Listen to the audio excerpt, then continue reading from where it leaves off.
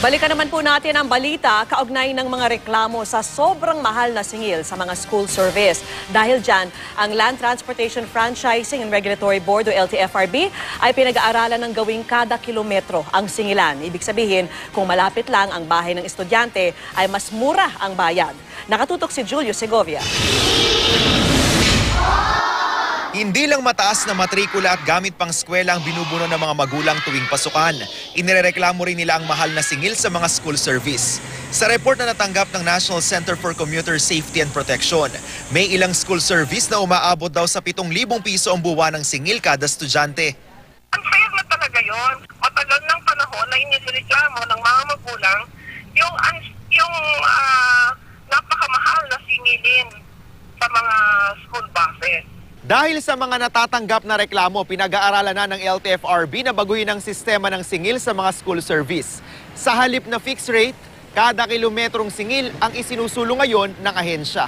We will conduct a thorough evaluation, a thorough study sa lalo't madaling panahon po para makapag-come up na kami ng required na matrix ng mga pamasahe sa mga bawat school service. Kagaya po yan siguro ng aming mga UV. Pero ngayon pa lang, tila hindi kumbinsido ang ilang driver at operator sa plano ng LTFRB sa isang pribadong eskwelahan sa Makati kung saan sila nagseserbisyo. 3,000 ang monthly fixed rate sa bawat estudyante. Example, yung bawa, 3,000 siya. Ngayon, pag malapit siya, ginagawa namin 2,000. Ang hindi nakikita minsan sa amin, yung expenses namin sa maintenance and mga stickers. Magastos po. Lalo tataas pa krudo ngayon. Kaya sabihin mo bababaan, babawasan. Baka pati kami epekto.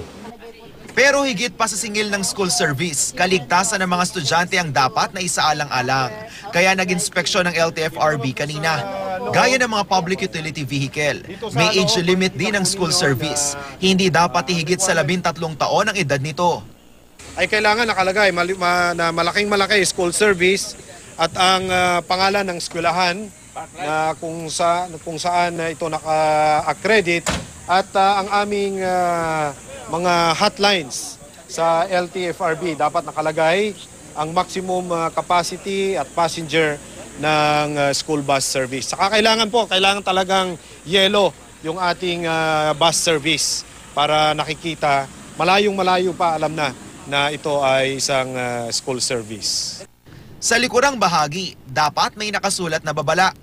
Kailangan may iron grills, may fire extinguisher, medical kit at hindi dapat tinted ang bintana. Bawal ang overloading at kailangang may bantay ang mga bata sa loob ng sasakyan. Yun yung bus mother. Yun yung tinatawag nila na alalay doon sa loob ng service kasi mga estudyante pala rito, may bata, mas maliliit. Samantala, wala raw inaasang fare hike sa mga pampublikong sasakyan ngayong pasukan kahit pa nagsimula na namang tumaas ang presyo ng petrolyo. Pero tuloy ang 20% discount sa pasahe ng mga estudyante. Julio Segovia, Nakatutok, 24 Oras.